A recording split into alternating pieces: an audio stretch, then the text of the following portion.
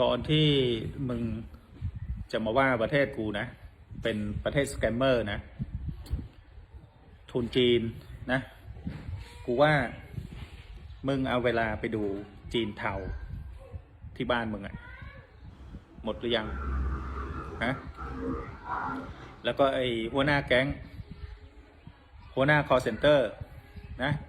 ที่มีบ้านอยู่ประเทศมึงอะมีคฤหาสน์ราคาเป็นพันล้านนะมึงไปดูเขายังมึงไปจัดการหรือยังฮะก่อนที่จะคนพวกนี้ก่อนที่จะเข้าไปประเทศต่างๆอย่างกัมพูชาลาวพม่าก็ต้องผ่านประเทศมึงทั้งนั้นแหละนะในประเทศมึงก็มีนะจัดการหมดหรือยังในประเทศตัวเองก่อนที่มึงจะมาใส่ร้ายคนอื่นหรือมึงจะมาว่าให้คนอื่นเนี่ยมึงต้องทำตัวเองให้สะอาดก่อนนะประเทศมึงนี่ต้องทำให้ดีก่อนนะไม่ใช่แบบประเทศตัวเองเนี่ยยังไม่ได้จัดการอะไรเลยนะแต่เสือกแบบมาเสือกเรื่องประเทศกูนะว่ามีสแกมล่าสุดนะพี่น้องบอยเขมรปากแจ๋วออกมาตอบโต้คนไทยอีกแล้วพี่น้องเนาะบอกว่านะถ้ามีเวลาไปเว้าให้ประเทศเขาน่ะเอาเวลานั้นมาพัฒนาประเทศตัวเองมาเบิ่งประเทศตัวเองดีกว่ากราบสบายดีสวัสดีครับทักทายสวัสดีนะครับผมนะวันนี้ก็มาอยู่ในช่องบาลัมชาแนลเส้นเก่าเส้นเคยนะครับผมนอนล่าสุดหนุ่มเขมรปากแจ๋วมาอีกแล้วพี่น้องออกมาตอบโต้คนไทยนะเอาเวลาว่างที่ไปเว้าให้ประเทศเขมรเนาะมาเบิ่งแยงประเทศตัวเองดีกว่าโอ้โหพี่น้องฟังแล้วมันกะอันนั้นอยู่เด้นะเกี่ยวกับหนุ่มเขมรคนนี้พี่น้องออกมาตอบโต้คนไทยเนาะว่าคนไทยนี่ที่แบบไปเว้าให้เขมรแบบจนแล้วก็เป็นประเทศที่แบบ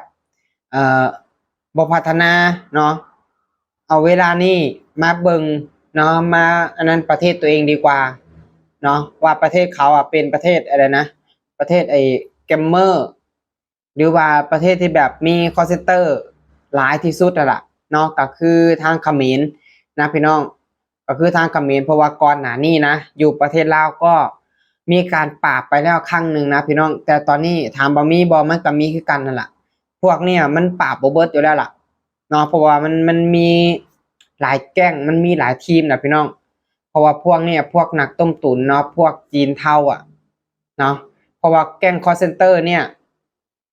มันมาจากมันมาจากจีนนั่นแหละเนาะมาจากจีนไปอยู่ในประเทศไรมันก็ใช้คนในประเทศนั่นแหละเป็นเครื่องมือนะถ้าไปอยู่ในลาวก็เอาคนลาวเป็นเครื่องมือถ้าอยู่ในเขมรก็เอาคนเขมรเป็นเครื่องมือถ้ามาอยู่ในไทยก็เอาคนไทยเป็นเครื่องมือนี่แหละพี่น้องคือนักต้มตุ๋นจีนเทาที่หนุ่มเขมรคนนี้เลยเว้านะพี่น้องเนาะได้ให้มาเบิ่งแยงในประเทศตัวเองเพราะว่ามีจีนเทาเนาะมีหัวหน้าเนาะอยู่ในประเทศไทยแบบมีบ้านราคา100-200 ล้านโอ้โหพี่น้องอันนี้บอลัมก็บ่รู้คือกันนะว่าบอยนี่เอาข้อมูลมาจากไสเนาะบอลัมก็บ่รู้คือกันแล้วก็บ่รู้ว่าจริงหรือปลอมนะแต่ที่ดูก็คืออยู่ประเทศไทยเนี่ยมีการปราบมีการจับอยู่ตลอดนะมีการจับอยู่ตลอดมันจะต่างกันกับเขมรนะเพราะว่าทางเขมรก็คือเขาจ่ายเงินให้กับทางแบบฮุนเซนนะจ่ายเงินให้กับฮุนเซนแล้วก็จบ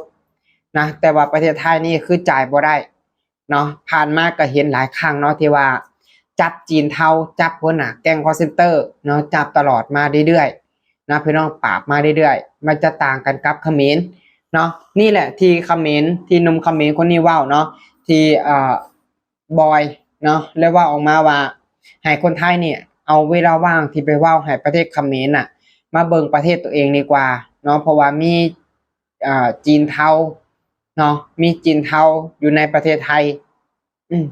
แล้วก็ก่อนที่จะผ่านประเทศลาวหรือว่าพม่าหรือว่าประเทศเขาเองต้องผ่านไทยก่อนเพิ่นว่านะเนาะอันนี้บอลัมกับบอนั่นคือกันนะเพราะบอลัมกับบฮู้รายละเอียด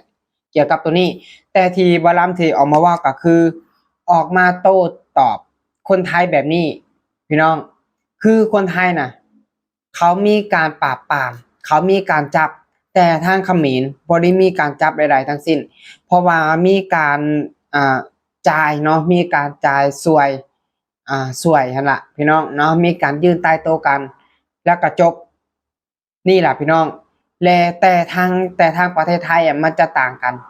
นะมันจะต่างกันเพราะว่าอยู่ประเทศไทยน่ะมันจะจ่ายสวยบ่ได้เกี่ยวกับแบบนี้เนาะอันนี้มันคือปัญหาใหญ่คือเขาจะปราบปรามให้มันจบไปถ้าบ่ปราบปรามมันจะขยายตัวไปเรื่อยๆกลุ่มแบบเนี้ยมันจะเป็นหนักต้มตุ๋นเห็นบ่ผ่านมามันก็มีหลายๆแบบแม่นบ่ล่ะมีหลายๆแบบบ่ว่าสิเป็นหลอกให้โอนเงินหรือว่าปลอมเสียงโอ้มีหลายสิ่งหลายอย่างแล้วก็แบบโอ้ยหลายเนาะมันมีหลายวิธีหั่นน่ะกับพวกนักต้มตุ๋นเนี่ยเขาคิดหาวิธีมาเรื่อยๆนั่นน่ะพี่น้องนั่นล่ะคือบ่ต้องมาบอกประเทศไทยนะว่ามาเบิ่งประเทศตัวเองตอนนี้เบิ่งประเทศเขมรก่อนนะประเทศเขมรนี่คือแบบบ่ว่าจะเป็นขอทานบ่ว่าจะเป็นสแกมเมอร์นะสแกมเมอร์จีนเทาหลอกลวงขายบริการหลายสิ่งหลายอย่างเนาะไปลงอยู่ในเขมรเบิดแต่กับประเทศไทยมันต่างกันเนาะฉะนั้นแล้วบ่ต้องมาห่วงประเทศไทยดอกห่วงประเทศตัวเองดีกว่าเบิ่งประเทศตัวเองดีกว่าว่าตอนเนี้ยมันไปฮอดไสละปัญหาต่างๆเนาะที่ยังบ่ได้แก้เนาะเพราะว่าอยู่เขมรเนี่ยแทบจะบ่ได้แก้หยังเลยนะแต่อยู่ประเทศไทยเขาจะแก้ตลอดเขาจะจัดการตลอดเขาจะบ่ปล่อยให้มันหลุดรอดออกไปนะเพราะว่าถ้าหลุดรอดออกไปแล้วมันจะเกิดความเสียหายมันจะเฮ็ดให้ประชาชนนี่เดือดร้อนนะนั่นแหละเขาถึงบ่ปล่อยให้กลุ่มนี้หลุดมือไปเป็นหยังผู้ใดที่แบบรับช่วยเนาะรับช่วยเหลือนะหรือว่ายื่นใต้โต๊ะต่างๆนะคนนั้นก็สิคอยโดนไปนะมันจะต่างกันกับเขมรเนาะมันจะต่างกันกับเขมรคืออยู่ในเขมรน่ะอยู่ในเขมรจ่ายใต้โต๊ะแล้วก็จบแล้วก็แบบคือบ่มีหยังเกิดขึ้นเลยนี่ล่ะมันต่างกันฉะนั้นแล้วเนาะบ่ต้องมาบอกคนไทยนะเบิ่งประเทศตัวเองให้ดีนะเบิ่งประเทศตัวเองให้ดีบ่ต้องมานะกับประเทศตัว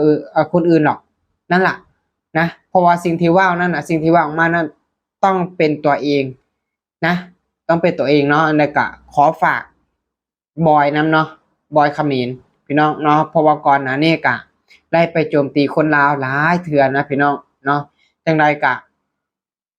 ขอขอบคุณขอบใจพี่น้องเนาะที่ติดตามรับชมคลิปเด้อสำหรับคลิปนี้เนาะบ่ลำก็จะขอฝากกับเพียงเท่านี้เด้อ